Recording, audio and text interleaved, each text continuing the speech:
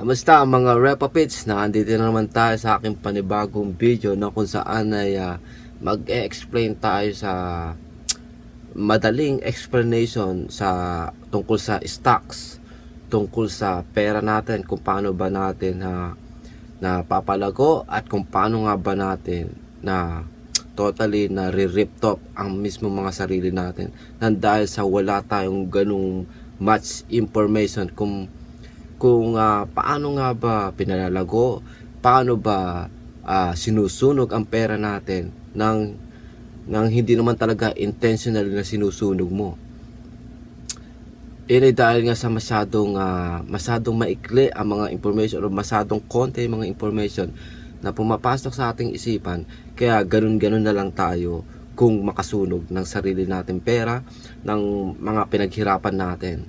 Lalo na kapag tayo ay nakakapag-isip or pumapasok sa isip natin yung sinasabi ng taong pumasok ka sa stock market. Pag invest ka sa market, may pera dyan. Pero once na naririnig mo yun, laging feedback ng isipan mo at katawan mo ay pang mayaman yan pahirapan yan, sugal yan. Yun ay dahil uneducated tayo. Kapag ikaw ay sumagot ng gano'n na, pang mayaman lang yan, pang milyonary lang yan, pang may pera lang yan. Ang letra ng kita ko, paano ako mag-ano dyan, sugal yan. Pag sinabi mong ganyan, unang-una, negative ka.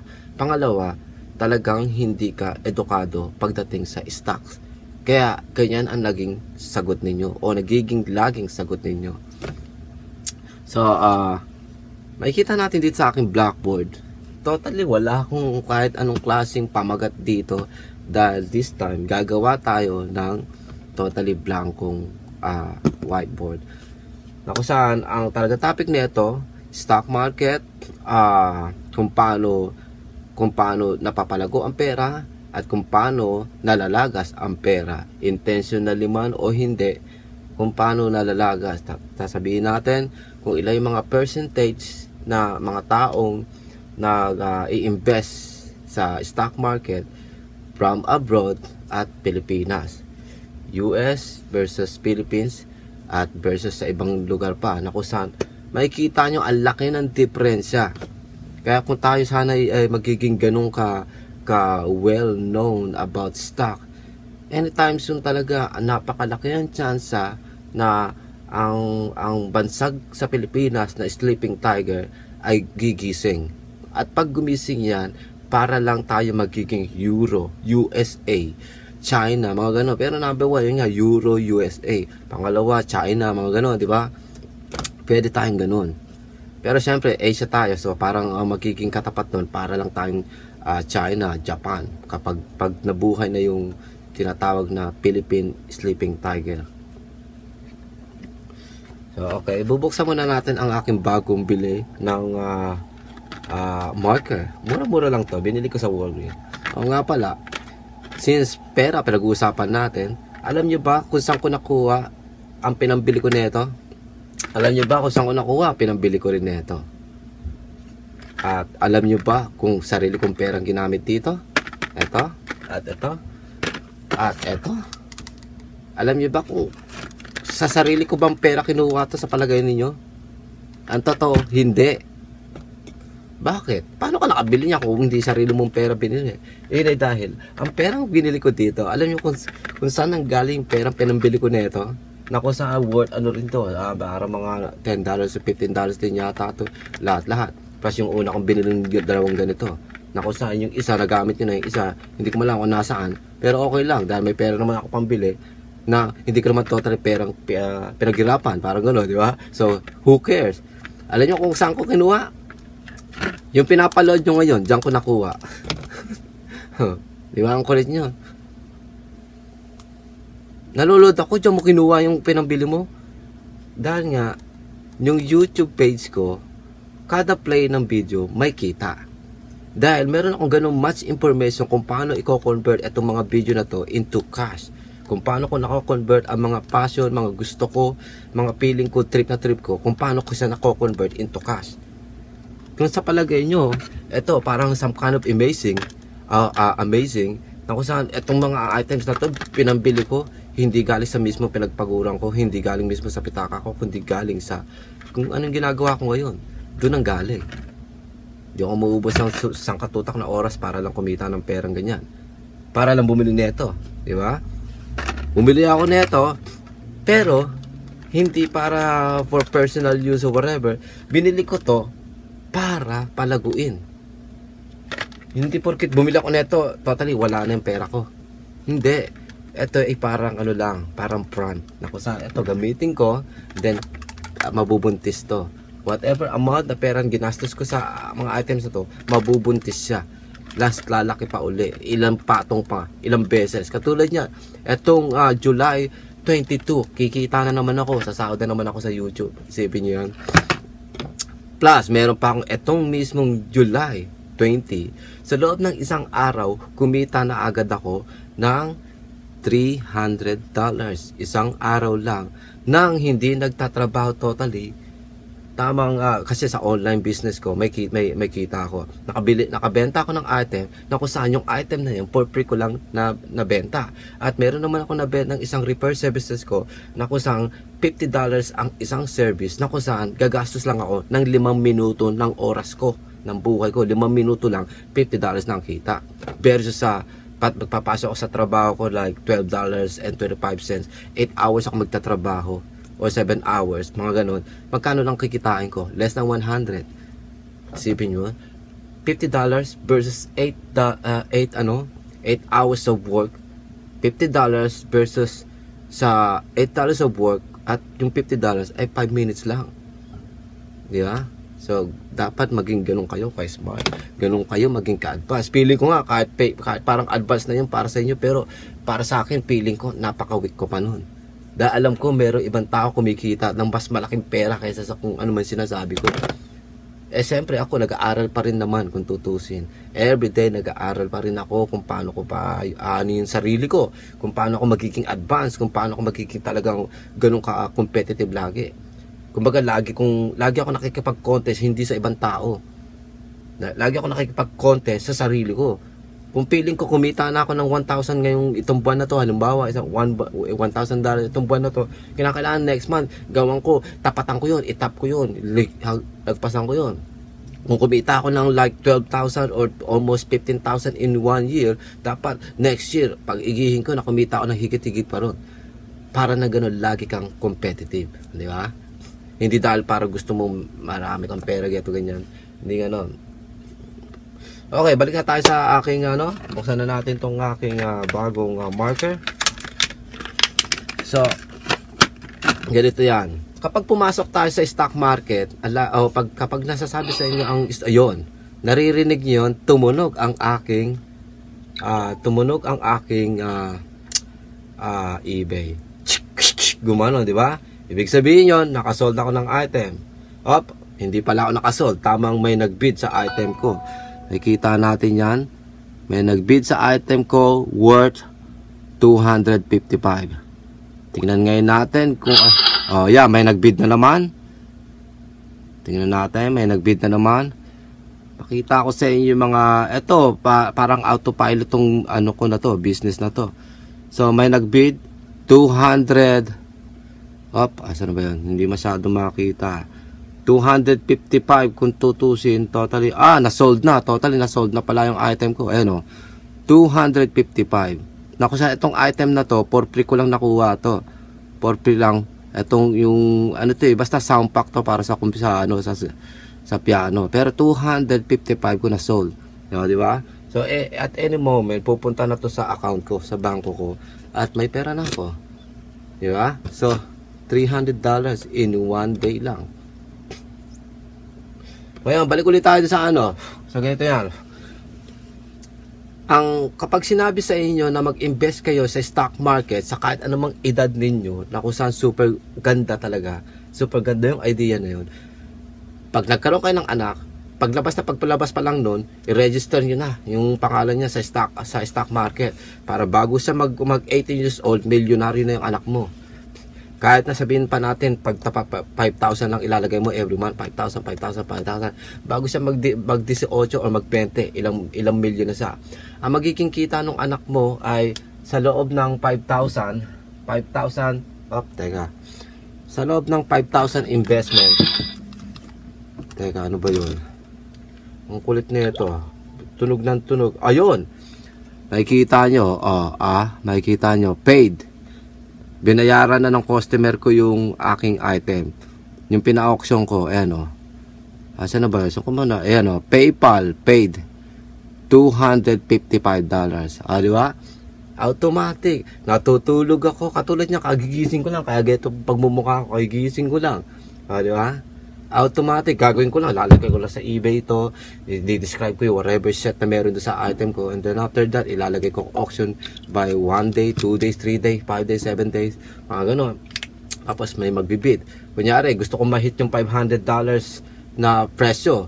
Pero yung item ay ang original price kunwari ay like 750 or 800, pero gusto kong ma-target since use or whatever, mga ganun, nakuha ko lang yung item ng new or use or sa murang halaga, gagawin ko 500. Pag i-start bidding ako ng 500, ngayon isa lang magbid sa item ko, may pera na ako, sigurado nang may pera. Eh di lalo na kapag bago pa matapos yung auction, magpapataas ay lahat ng mga nagbibid sa auction. So, mas lalaki yung kita ko. Pag sumobra sa 500 yung nagbid, o di mas may pera pa ako, eh, higit-higit pa sa 500 ang magiging pera ko.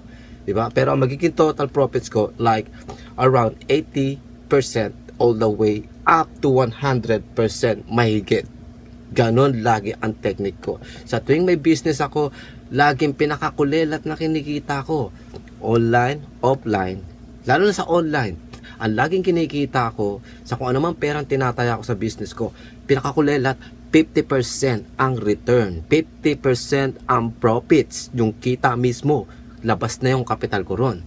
Pero usually, ang nangyayari, regularly, basically, nangyayari, every time nagbi-business ako, 100% pataas ang profits ko. So, tumaya ako ng 1,000, kumikita ako ng 70%. Tumaya ako ng 500 or like 100, whatever, something like that, kumikita ako ng 110%, 120%, minsan nga 150% pa nga. Kulang na nga lang, kumita ako ng 200% sa whatever amount na aking binagsak sa negosyo ko.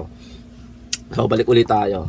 Kapag nasabi sa inyong mag-invest kayo sa stock market, ang lagi sasabihin nyo, pang may pera lang yan, pang milyonaryo lang yan, wala akong pera at sugal yan. Kasi hindi nga natin naiintindihan kung ano nga ibig sabihin nun. Kaya laging ganun ang lumalabas sa ating mga bunganga. Diba? Masyado tayong close-minded about things. Kaya nga may kasabihan na kung saan yung kasabihan na yun, totoo. Maraming namamatay sa maling akala. Maraming namamatay sa maling akala. Nang dahil sa sobrang liit ng mga information na ating nire-register sa utak natin, nagiging ganun lang din kaliit ang thoughts and vision natin about things, hindi lang sa pera. Tulad ng negative, positive things. Nagiging ganun kaliit ang ating pananaw kapag tayo'y nakakapag-register lang ng very small amount of information sa ating utak, sa chamber ng ating utak. So, ganito yan. Ang stock market, maraming pwedeng pagkakitaan. Unang-unang pagkakitaan dyan, na kung saan, lahat kayo nagsasabi na, sugal lang yan, walang pera, pang bilyonary lang yan. Pag ganyan na sinasabi nyo, ito ang lagi naiisip nyo sa stock market.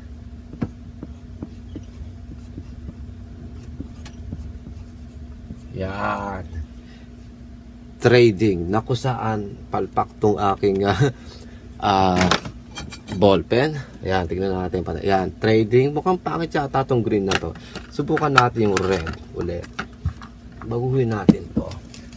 Pero para maganda yata black Yan. Ito yung pumapasok sa isip ninyo sa tuwing kayo nagbabagsak ng negative na response sa about stock trading. Pero parang mas maganda yata yung black. Ito masyado akong gastador dito. Next time kakaririn ko yung paggawa ko ng getong video para mas maganda presentation ko at para mas malinaw. Sa ngayon kasi nandito ako sa aking maliit na inuupahang parang storage lang. So ayan, okay. Yan ang pumapasok sa isip ninyo sa tuwing sinasabihan kayo ng tao na mag-invest kayo sa stock market.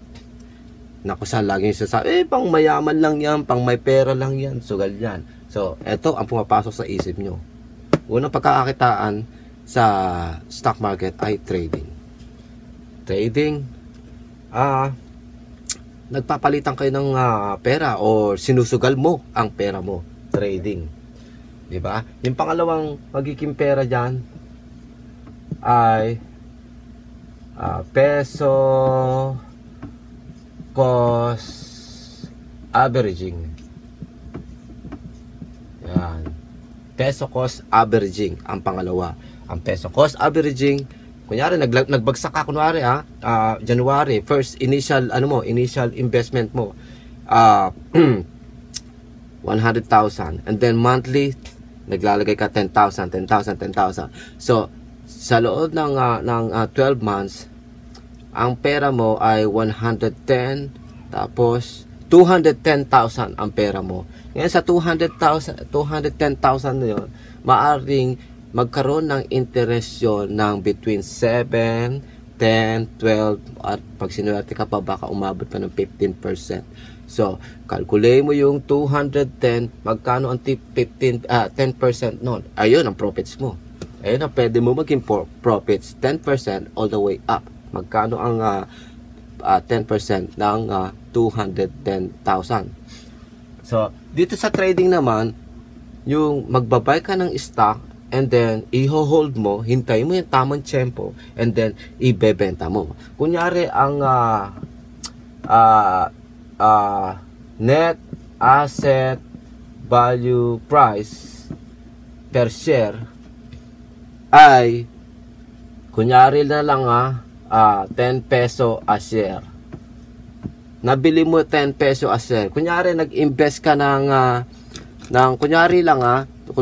nag-invest ka ng 100. So ilang 10 peso meron sa 100? 10, 20, 30, 40, 50, 60, 70, 80, 90, 10 beses, di ba? So, meron kang 10 shares. 10 shares. Di ba? Ngayon, sabihin na natin, after a month or after few days, yung etong na to, yung net asset value per share ay naging, sabihin na natin, 12.50 kunwari. A share. A share, di ba? A share. So, kung titignan mo, binili mo lang siya ng 10 pesos. Tapos, after a month or whatever, naging 12.50 na. So, kung alam mong 10 mo lang binili tong 10 shares mo, tapos bumagsak yung presyo, naging 212, bumagsak sa ganyang, kumbaga, dumating sa ganyang stage yung price, 12.50, sabihin na natin, itong 10 peso a share na to ay nag-invest ka mismo sa Ayala Land, na kung saan ang stock market acronyms or yung name niya LIE, di ba? Ayala Land yan, Ayala Land. So, ngayon, gagawin mo ngayon, para magkapera ka, ganito yan. Binili mo na 10 pesos, tapos naging 12.50 and pesos. So, sa 10 pesos na yan, ibig sabihin, meron kang palugit na 2 peso and 50 cents. May palugit ka na 2 peso and 50 cents na pwede mong pagkakitaan. 10 mo binili, ito yung 250 ang magiging palugit or chances mo na kumita. Sa 250 na yan, sabihin na lang natin, nakuha mo ng $10 nga, 10 pesos, ibenta mo ng 11 peso per share. 11 peso per share, o pwede mo ibenta rin ng saktong 12 peso. Okay. It's either 12 peso and 25 cents, 12 peso 45 cents, or saktong 11, o saktong 12, o saktong 11.50, mga ganon. Basta hindi mo aabutin yung 12.50 mismo. Pero minsan siguro pwede mo pa rin mabenta ng at least saktong 12.49. Alam nyo ba kasi yung 5 cents or 1 cents, between 1 cents to 5 cents, ang laking pera niya sa ibang tao na nag-i-invest sa stock market. Kasi kung ano bang meron kang 1,000 o meron kang like 500,000 shares, tapos Sabihin na natin yung 10 cents, magkano ngayon yun? I-times mo ng 500,000. O, laking pera yun, di ba? E di lalo na kung millions ang shares na hawak ng isang tao. Yung 10 cents na yun, big deal yun. Di ba? Kaya pwede mo pa rin mabenta ng 12.49, mga ganon. Pero yung mga medyo small time pa, hindi pa ganun ka big time na nagte-trade sa stock market, pwede na lang kagatin yung 11 mo na offer, okay? Pwede na lang kagatin yung 12 mo na offer, okay? Yung 12 and a half, 11 and a half ang ano, 'di ba? Pwede mo nga ibenta 10 mo na nabili. Pwede mo ibenta na 10.50, oh, 'di ba? So whatever na sumobra sa 10 peso na pagkakabili mo, ang profits mo. Sabi na natin, o 10 peso mo nabili, tapos nabenta mo ng 11.50, o 'di ba? 11.50 minus 10.50 minus 10, o di magkano profits mo? Magkano profits mo? 1 peso and 50 cents. Ay sabihin na natin sa 1 peso and 50 cents na, kunyari meron kang 100,000 na shares na hawak-hawak.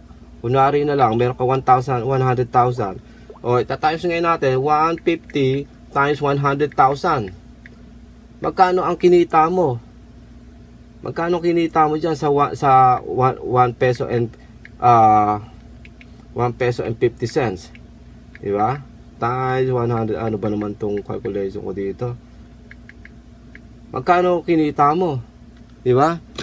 Yun nga lang, gulo ng ano. So ganun 'yon. Kung ano yung sumobra sa pagkaabili mo, ang kita mo.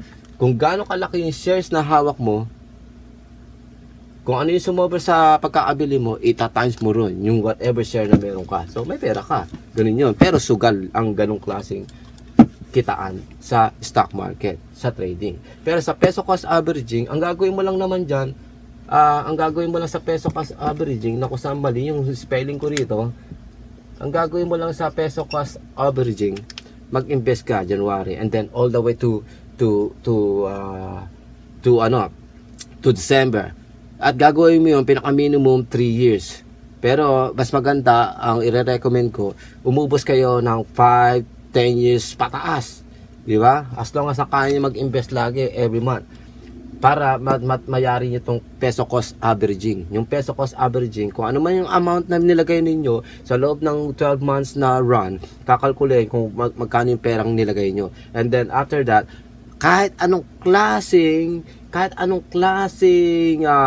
pagbaba, taas ng stock market, nagkaroon ng oil spill, nagkaroon ng whatever war, kumbaga, kahit anong klaseng economy status ng bawat bansang nagte-trade sa stock market, it doesn't matter and you should never give a fuck about it. Kasi nga, hindi ka naman totally malalagas, malulugi. Dahil para, naiintindihan nyo ba yung word na investment?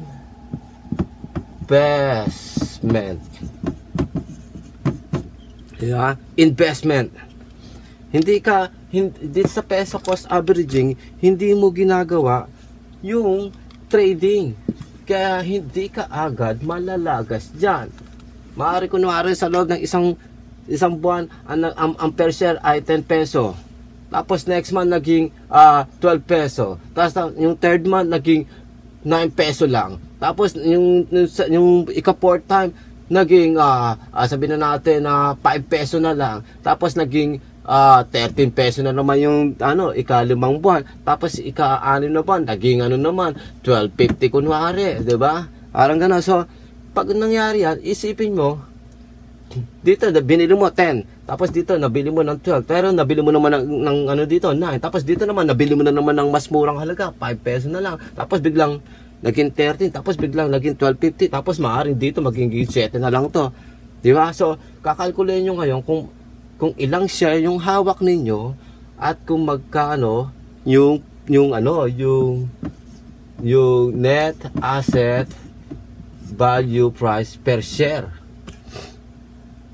Yeah, kakalkulate nyo yung magkano pagkakabili. Kakalkulate nyo kung ilan shares ang hawak ninyo. In the long run, for like 12 months, lalo na kung few years ang bibilangin natin ganyan na bumababa, tumataas ang value ng stock market o kahit anumang klaseng company kung saan kayo company nag-invest. Darating ang panahon ng 5 years to 10 years, yung 5 million mo, yung 5K mo, sa loob ng 20 years, magiging ano yan, magiging ganito kalaki ang pera mo. Kung 5K lagi mo nilalagay mo, di ba? 5,000 monthly. Sa loob ng 20 years, ganitong klaseng pera ang pwede mong kitain at maaring higit pa. 13 million. Di ba? Ngayon, isipin mo na lang, kung dodoblehin mo yung investment mo every month sa stock market like 10K, o di magkano pera mo sa loob ng 20 years? 26 million. Di ba? Kung lalakihan mo pa lalo yan, gawin mong 20 mil every month. Naglalagay ka 20 mil every month. 20 mil. Magkano pera mo sa loob ng 20 years? 26 plus 26, di 52 million. Di ba? So, yun. Pag nagkaroon na kayo ng anak, paglabas pa lang, register nyo yung pangalan niya sa stock market at mag-invest na kayo. Kahit man lang tagpa 5,000 o kahit hindi ng 5,000, kung hindi nyo kaya yung 5,000 o kahit 2,000 na lang every month. Diba? Kahit tag 2,000. Alam ko nga yung 2,000 pala yun ang magiging 13 million. Hindi pala. Yun ang magiging 5 million mahigit sa loob ng 20 years. Yung 2,000 na investment mo every month, within 20 years, pwede kang magkaroon ng pera ng 5 million mahigit. 5 million mahigit ang pwede mo maging pera sa peso cost averaging. Diba? Ngayon, kunyari nakapasok ka na sa stock market, nag-i-invest ka na monthly, yung unang titira dahil, ang unang magiging money making method na mangyayari ay peso cost averaging. Sa next year, ang magiging pera mo, ito yung pangatlong way para kumita ng magandang pera sa stock market. Ganito na ang magiging money compounding.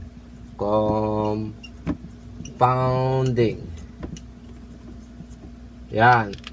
Una, pagbebenta, buy and sell. Yung pangalawa, peso cost averaging sa stock market. Pangatlo, money compounding. Ano naman tong putang ng money compounding na to? Ang money compounding ganito yan.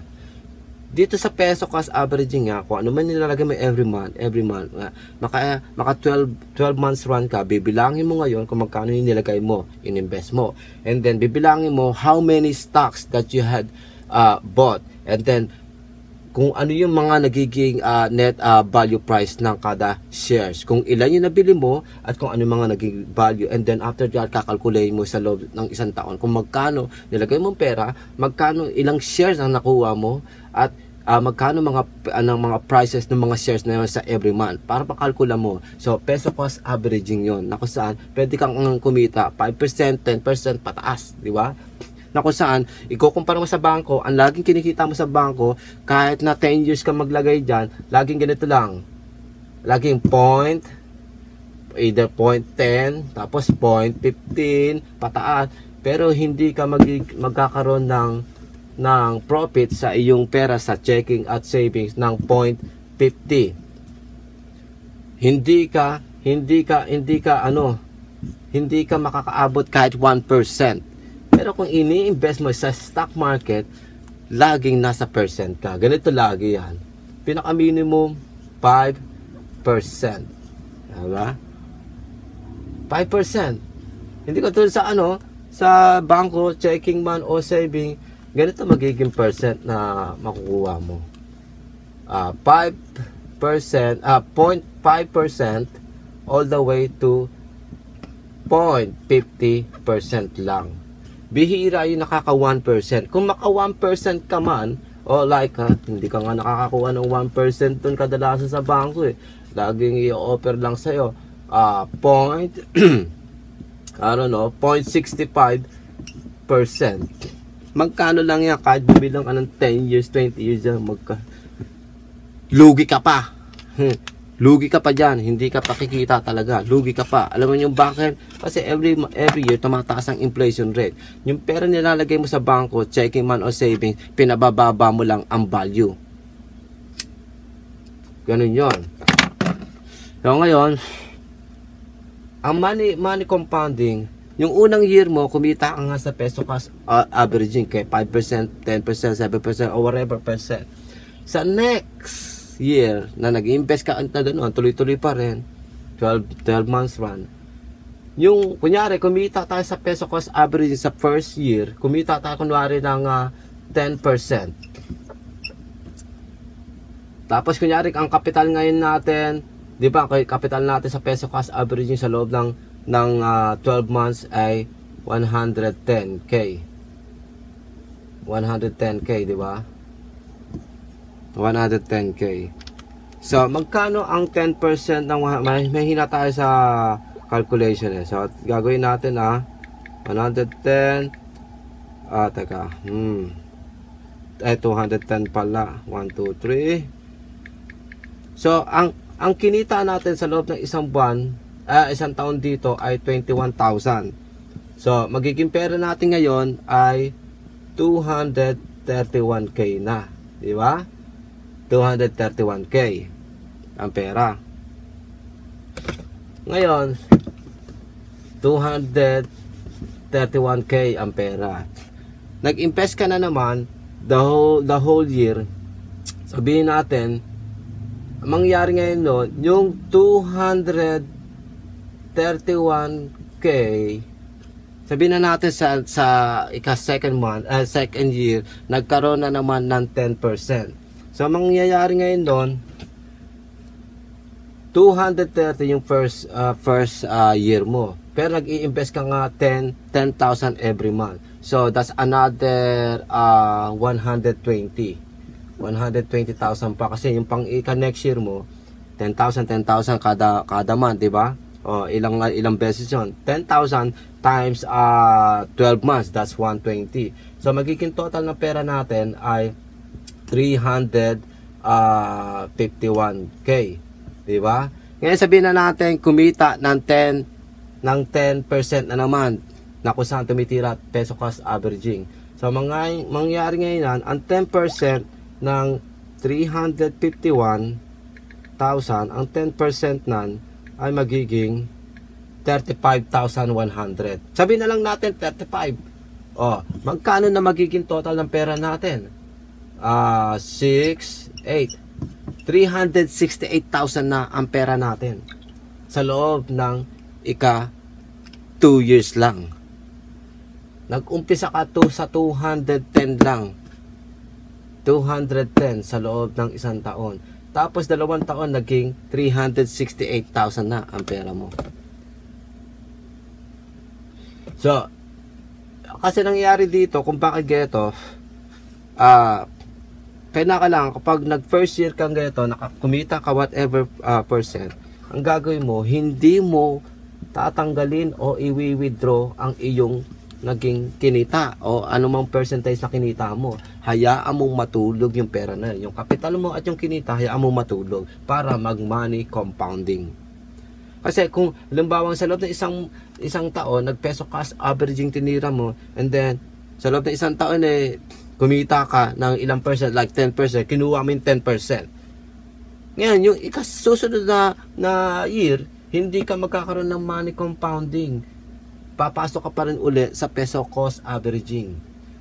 Mag-money compounding ka lang kung halimbawa kumita na yung ininvest mo, na kung saan yung interest, magkakaroon ng interest. So, money compounding ang tawag doon.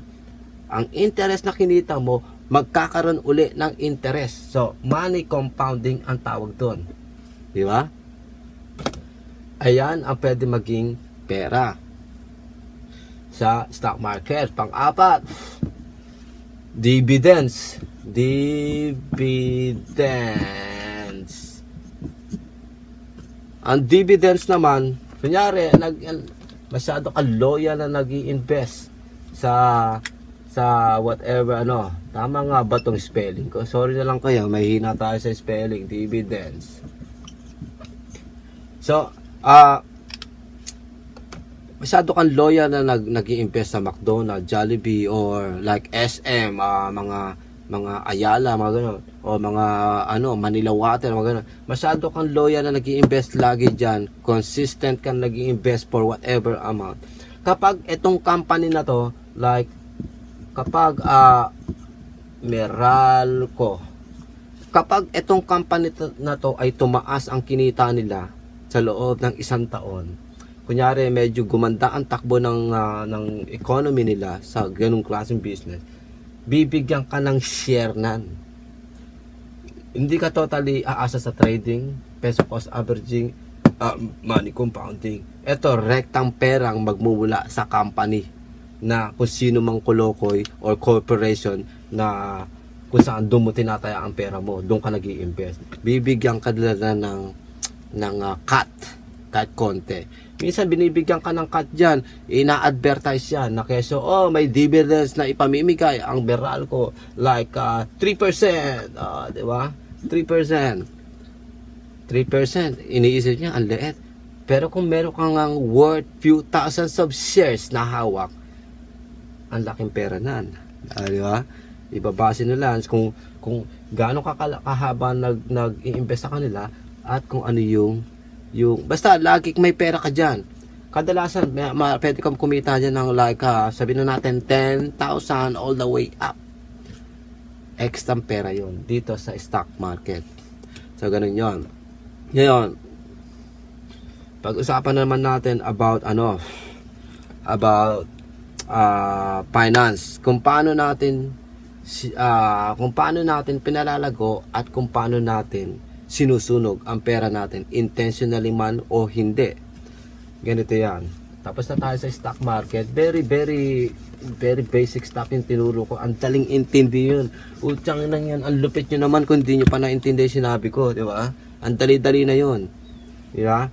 Pag sinabi sa inyo magpumasok kayo ng stock market, hindi ibig sabihin, magte-trading kayo. Hindi ganun. Dahil napakadelikadong talagang lagas kayo doon. Kung magte-trading kayo.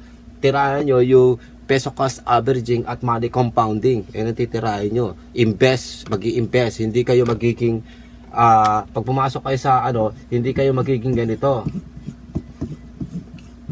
Pag pumasok kayo sa stock market, huwag kayo magiging ganito. Magiging ganito lang kayo kung may alam na kayo, may idea na kayo. Huwag kayong magiging trader. Ibig sabihin ng trader, nagba-buy and sell ka. Diba? Nagba-buy and sell ka. Kinakailangan, ang titirahin mo, eto. Yan, mag-i-invest ka. Yan titirahin mo sa stock market para may pera ka nga talaga. Diba? In the long run. Kahit anong klaseng presyo pa ang inaabot nung stock market, kahit na magkano pa naging per share ng kung anumang company o government or corporation, it doesn't matter. Don't give a fuck about those prices. All you gotta do is just invest every month, every fucking year. Just invest whatever shit that you can afford, so that way 10 years to 20 years run time, malaki ang pera mo, milyon. Yeah. Ngayon, ganito yan. May dalawang way kung paano nalalagas ang pera natin at paano din napapalago. Ang unang way na lalagas ang pera natin, ganito. Pinapasok natin ang pera sa savings, checking, sa bangko. Na kung saan kumikita lang lagi ng 0.5%,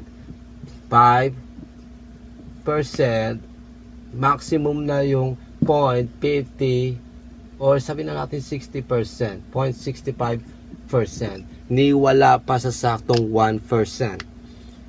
Kahit mag ilang year ka dyan,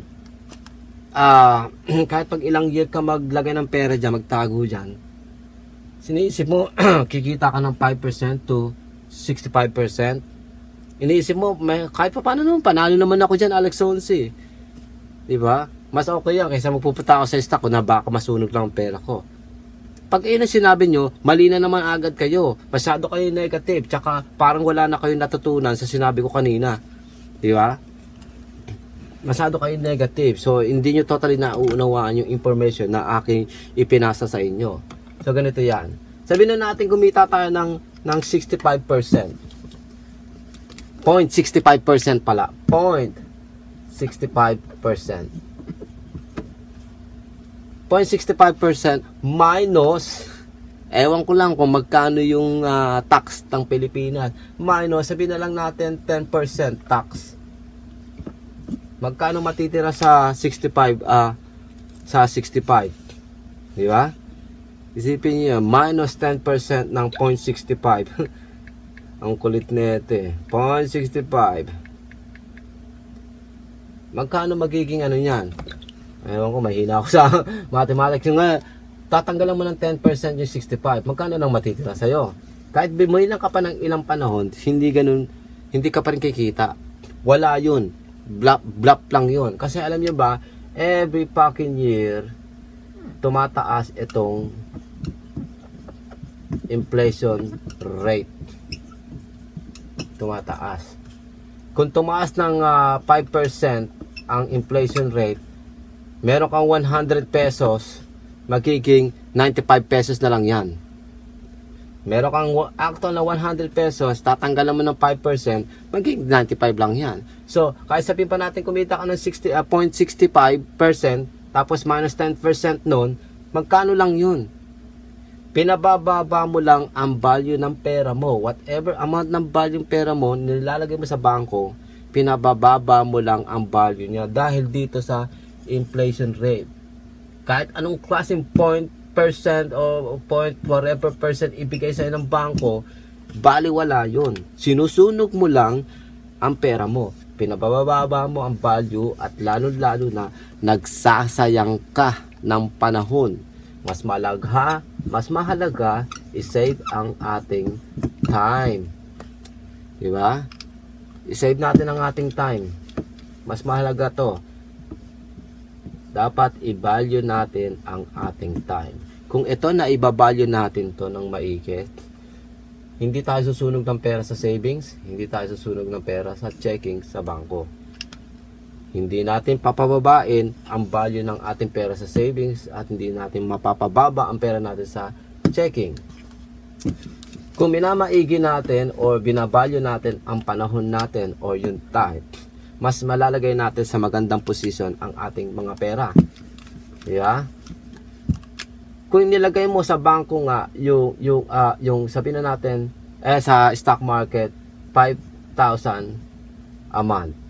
In 12 months magiging pera mo magkano? 60,000, di ba? 60,000 nga ba 'yon? 35, 50, 6,000, di ba? Yung 60,000 na yan, pwedeng kumita ng 10% pataas. Magkano 10% ng 60? Di ba? Yun ang magiging pera niyo. So, ganun yan. Versus sa mag 5,000 ka every month sa bangko, tapos ilagay mo ng 12 months, magiging may 60 ka. Tapos, sabihin na natin kumita ng ilang point na kung saan sa loob ng isang panahon, sa isang taon, hindi ka kikita ng 1%. O sabihin na lang natin kumita ka ng 1%, hindi magiging 61,000 lang to. Para maganya, para sabihin na natin 61, tapos minus inflation rate, kunyari naging inflation rate ay 5%. O magkano na lang pera mo sa 61,000? Dito ka na lang, 60,000 ang pera mo plus 10%. Hindi katulad dito, 61,000 minus 5% or whatever percent na inabot ng inflation rate at that moment. So, sa ganyang paraan natin sinusunog ang pera natin ng unintentionally. Dahil masyadong maliit ang information ang pumapasok sa isip natin, ganyan ang nangyayari. Nasusunog natin ang pera natin. Kapag tayo naglalagak ng pera sa negosyo,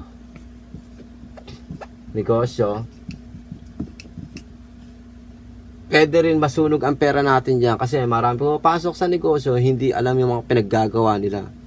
Umuubos sila ng minimum 100k pataas, and then after that, since wala nga silang idea at lalong hindi nila gusto at hindi nila passion yung pinasok nilang business at hindi nila aralan na maigi, etong 100k pataas nila magiging loss capital.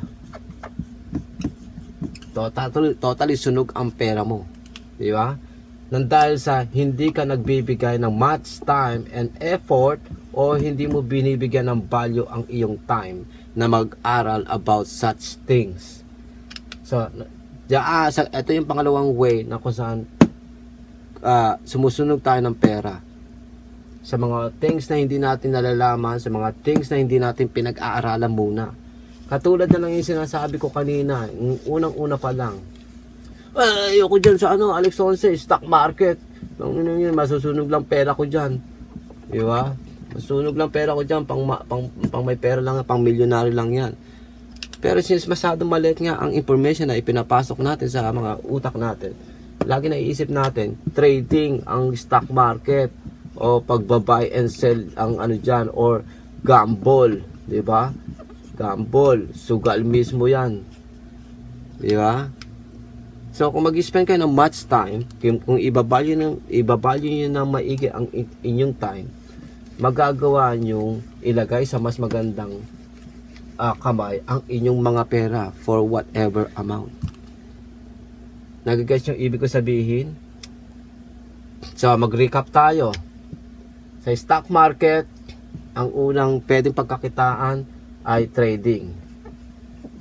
Trading. Buy and sell. Pangalawa, peso cost averaging.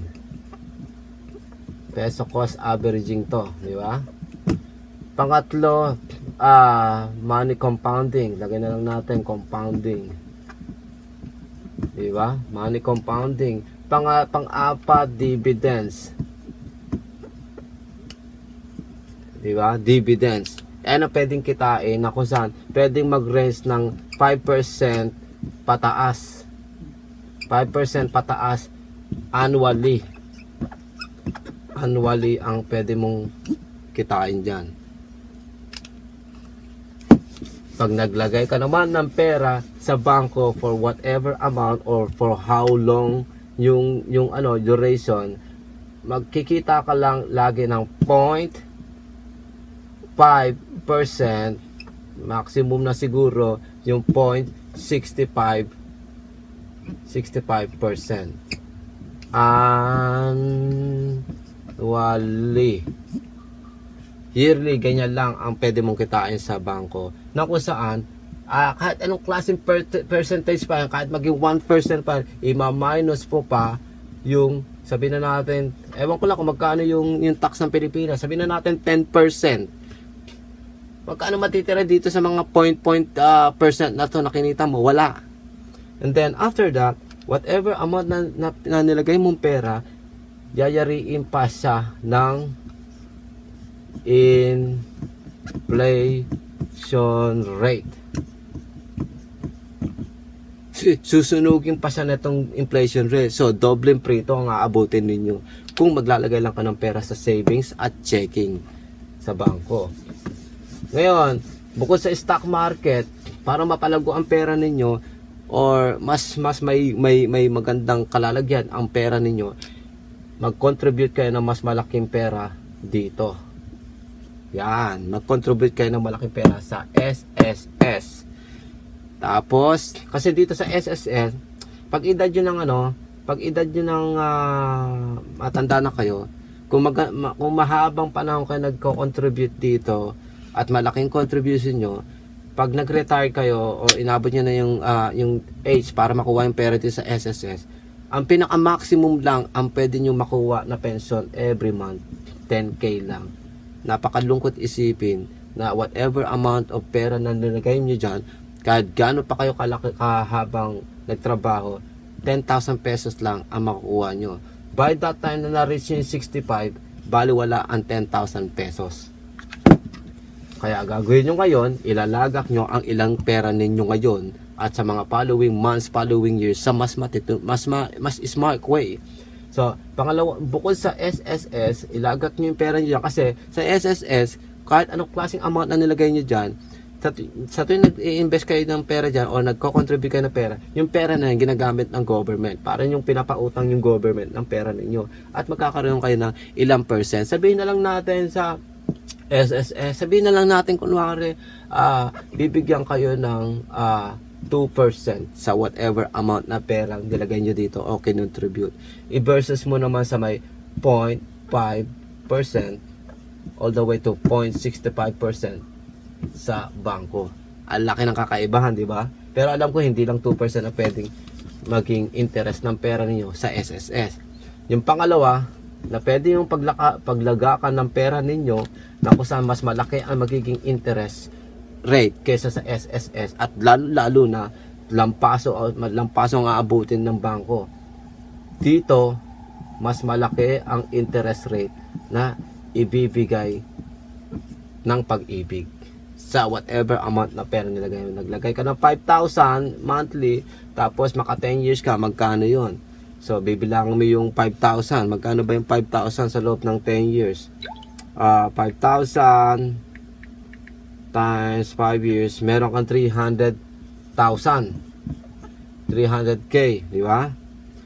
Tapos, plus ilang percent. Sabihin na natin, lowest na kikitain mo dyan na percentage ay 10%. Pero alam ko 12% pataas. Maaaring ganun ang magiging pera mo. Pero tama nga ba yung sinabi ko dito? Times 12 times 10 years. 600 pala ito, hindi 300. Di ba? Mali yung calculation ko. Times 12 times 10 years.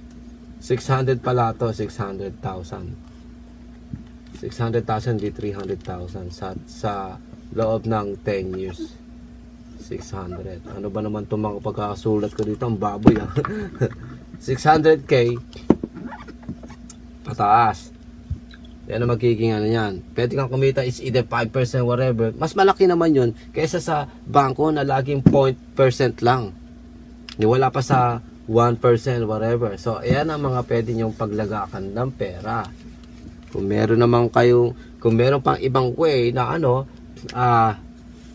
bukod sa stock market, pwede kayo maglagak ng pera sa isa sa mga safest.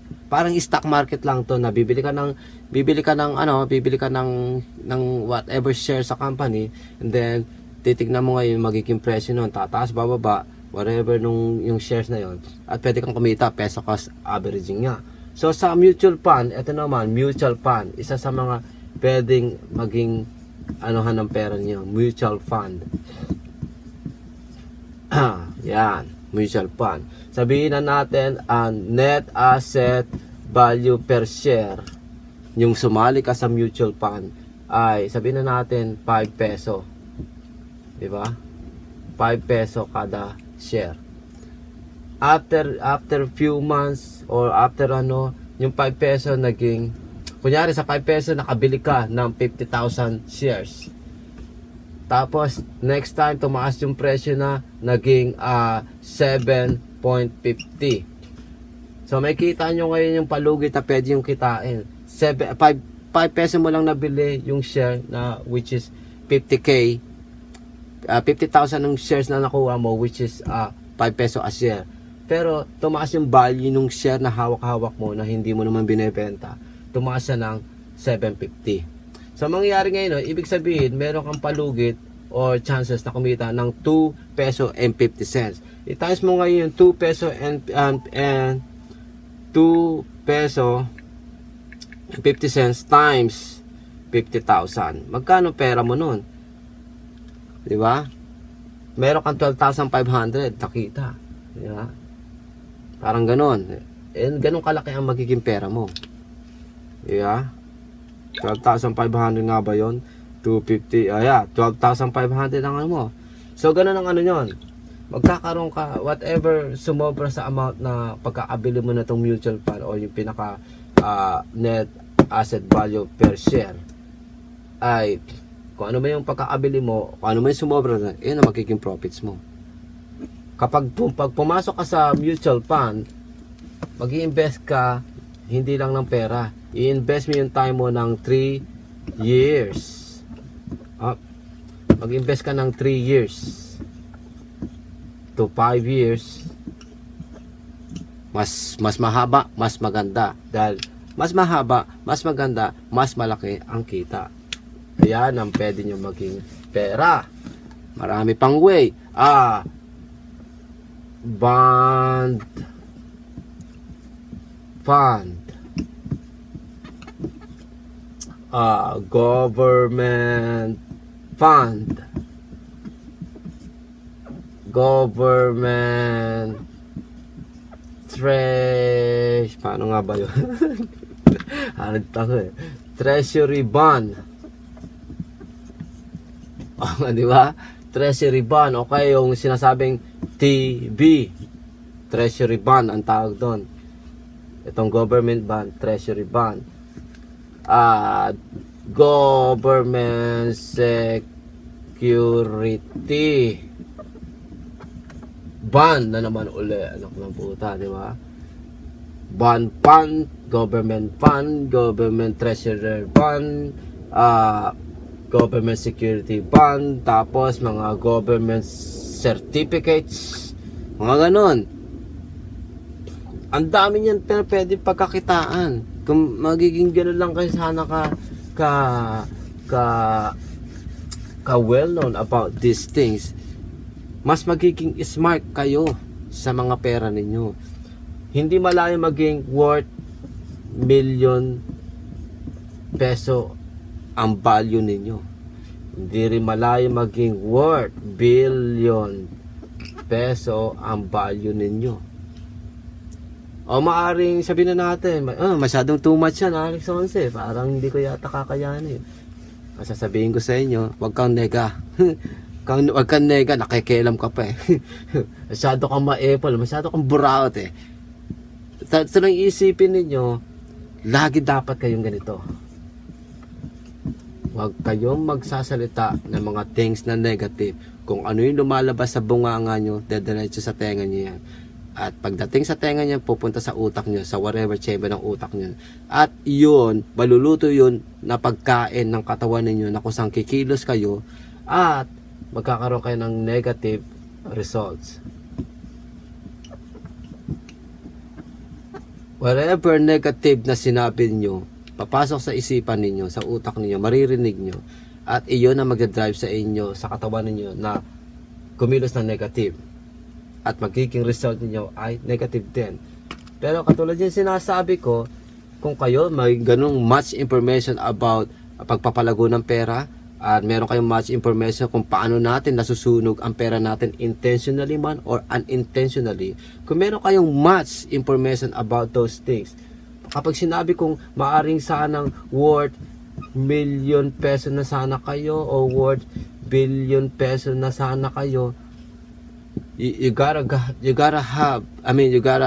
grab these thoughts and visions sa sarili niyo. Di ba? Pag sinabi kong magiging worth billion kayo sana magiging worth billion kayo. Kapitan nyo yung sinabi kong ganun. Kapitan nyo yung mga ganong klaseng thoughts. Dahil kapag nagganon kayo ng thoughts o vision, nagpa-play kayo positive. Di ba? Kasi sabi, Alex Otis, hindi naman ako magiging worth 1 million eh. Di ba? Hindi naman ako magiging worth 1 million. Lalo-lalo hindi ako magiging worth 1 billion. Masyado kang negative. Paano ka nakakasiguro hindi ka magiging ganun ka ano? Hindi ka talaga magiging worth 1 million kung tatanga-tanga ka at hindi ka kumikilos. Diba? Kung hindi mo binibigyan ng much information ng isipan mo, talaga hindi ka nga magiging worth million. Diba? Baka hindi ka nga maging worth 500,000 eh. Diba? Kung magiging sobrang negative ka baka nga yung worth 50 mil, hindi mo pa ma-reach baka 500,000, diba? So, okay na kala, maging positive tayo. Di ba? Kung magiging positive na kayo o nagiging positive na kayo, ang pinaka-lowest na magiging worth ninyo ay 500k. Pag medyo advanced na kayo, magiging worth ninyo 1 million. Kapag medyo naging advanced pa kayo, magiging worth few million. At pag naging super advanced na kayo, magiging worth billions. Ang 1 peso at ang 1 million, halos iisa lang yan kung iisipin nyo. Kung magiging malawak ang pag-iisip ninyo, kung naiintindihan nyo ang ibig kong sabihin dito, na ang 1 peso at 1 million ay halos iisa lang. Kung naiintindihan nyo yan, yeah. Teka, ang gulo lagi ng sulat ko, no? Parang wala yata kayo naiintindihan sa pinagsusulat, no? 1 peso at yung 1 million ay iisa lang. Kahit maging billion pa to, ay isa lang yan. Walang magiging 100 kung walang 1 peso. Walang magiging 1 million kung walang 1 peso. At isa pa, kahit sabihin pa natin ang income mo or whatever shit na meron ka, kahit sabihin pa natin the whole 10 years mo or the whole 1 year mo, ang nagiging pera mo lang ay sabihin na natin kunyari 100k. Pero nagagawa mo sa 100k, nagagawa mong makapag-save ng 30% na kung saan ay magiging 30k ang savings mo. Kapag tayo kumikita ng 1M, pero ang expenses mo naman ay like 1.2, negative ka ng 200k. I-times mo na ngayon ng 10 years yan, magkanong negative meron ka? 2, 4, 6, 8, 10. Diba? 2.4. 2.4 kang negative. Diba? Sa 10 years.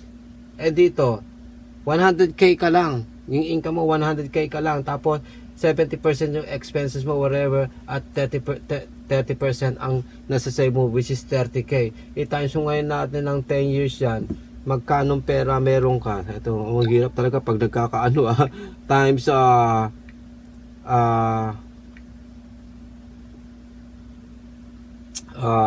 years, 10 years. 10 years. Okay? Magkano ang pera mo sa 30k? Eh di 300k sa loob ng 10 years. Annually, nasa-save mo 30k kunwari. Yun nga, i-times mo ng 10 years, 300k. Dito naman, annually may 1 million ka pero lagi kang negative ng 2 million, 1.2 sa loob ng, lagi kang negative ng 200k annually. I-times mo ng 10 years yun, negative ka ng 2.4. Di ba? Negative pa ng 2.4. Ay, 2.4. Ano pala? 200 lang pala. 2 million lang pala. Negative pala ng 2 million. Paano nakuha yung 2.4? Maganda talaga nagkakalculate ako eh. 200 times 10 years magiging 2 million. So, negative ka ng 2 million. Ay, mali yata ito. 2.4 nga pala. Nilagay ko times ano. Oh, hindi. Tama. Puta, pati ako nalilito na eh. So, ganun yun. 10 years.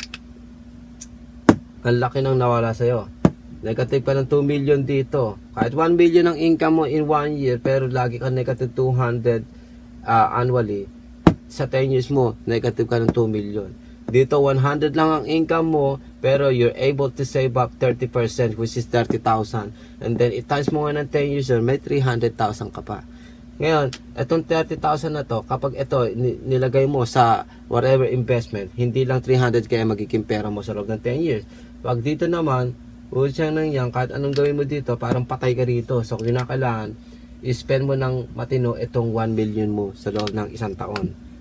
I-invest mo sa mas matinong way at mag-invest ka rin para hindi ka maging negative 2 million sa loob ng 10 years. Di ba? So, sana sa video na to, kahit papano, kahit ang gulo-gulo ng mga pinagsasabi ko rito or pinagsusulat ko rito, sana kahit papano may naintindihan kayo. Armasan natin ang mga isipan natin ng some kind of information para sa ikabubuti ng ating kinabukasan. Huwag tayong aasa lamang sa maling akala, at lalong huwag tayong aasa lang sa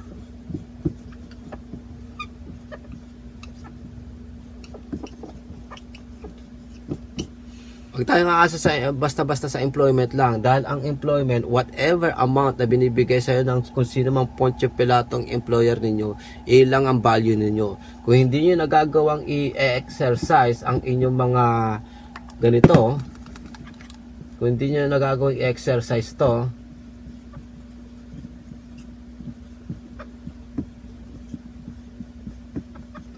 kung hindi niyo nagagawang i-unleash, improve, enhance, and then exercise these things, talents, skills, gifts, kung hindi nyo magawang i-exercise yan at hindi nyo kayang i-convert into cash, mangyayari ngayon yan, kung hindi nyo kaya yan, Pag nawala sa inyo itong employment na to, ang magiging value ninyo, 0. Pero kung magagawa nyo kahit na wala to, kung ginawa nyo naman to, ang magiging value, doon nyo na makakalkula ang value ninyo. Talent, skills, gifts na meron kayo. Pag umaasa kayo sa employment, nawala kayo, nagkaroon kayo ng sakit, o na-fire kayo, o na-lay off kayo dyan, ang value nyo 0, hindi na kayo kikita. Pero kung nagagawa natin gamitin ng talent, skills, gifts natin, nagagawa natin negosyo yan for whatever amount, magiging pera yan. At pag nagkaroon kayo ng pera sa ganitong klaseng stock na to, in the long run, pwede siyang maging pwede siyang maging fortune ng family mo o ng sarili mo. Pag dito, namatay ka, nawala ka, anong fortune maiiwan sa pamilya mo? Wala. Hindi mo pwedeng ipamana ang boss mo sa pamilya mo, sa anak mo. Pero dito sa talent, skills, gifts, kapag ikaw ay nagkaroon ng some kind of business, magiging, itong talent, skills, gifts mo magiging cash dahil magkakaroon ka ng some kind of business. At yung perang kinita mo magiging fortune in the long run. Diba? So, ang dami kong pwedeng gawing explanation, pero nakakaano lang eh. Maaaring baka ma-boring na kayo o whatever. At masyado nang mahaba itong video ko na to, 1 oras na yata to. Para na kayo naload ng movie. So, kung pili nyo interesting at informative itong video na to, i-click nyo yung like button. I-share nyo itong video ko at mag-subscribe na rin kayo. The more na ginagawa nyan, the more na makakita kayo ng mga ganitong klaseng video. At sana in the future or at any moment, sana ituloy-tuloy kayong sumuporta sa akin. Dahil the more na ginagawa nyan, the more na pagagandahin natin ang aking presentation dito. Gagawin natin ng mas medyo professional way. Dahil sa ngayon, parang pang ghetto version ang ginagawa ko. Which is lagi naman, yun ang lagi kong dating. Pang ghetto version. Pero this time, kung may magbibigay sa akin ng much support sa ginagawa kong ito, mas gagandahan ko yung presentation ko dito, di ba? Pero, kung paano ako nag-explain nga, parang ganun lang din. Pero ilalagay ko lang sa mas magandang, kumbaga, hindi pa rin scripted, kumbaga tamang kasi yung ginagawa ko, hindi naman scripted to. Kung ano yung papasok sa utak ko at kung ano yung experience o whatever na nalaman ko, yun yung sinasabi ko, hindi nakasulat to, wala akong binabasa. Totally straight from my head. Ganun yun. Pero kung magsusupport sa akin, gagawa natin ng paraan to. Siguro maglalagay na ako ng sarili kong lights and then maglalagay na ako ng matinong whiteboard ko na mas malaki pa saan siguro at ayusin natin ang presentation para mas maganda pakatingnan habang nag-explain ako. Pero hindi naman yung appearance ang dapat tinitignan dito, yung information na nakukuha ninyo. So, okay. Like, share, and subscribe.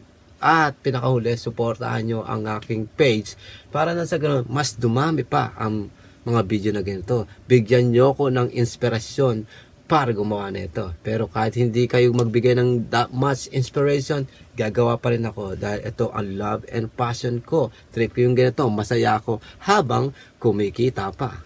Di ba? Sang ka pa. Masaya ka sa ginagawa mo. Kumikita ka pa. Which is, hindi ko naman totally masyadong iniisip yun. Ang iniisip ko, magbigay ng much information sa ibang tao o sa mga tulad nyo na hindi pa ganun ka-advance about pera, investments, or finances.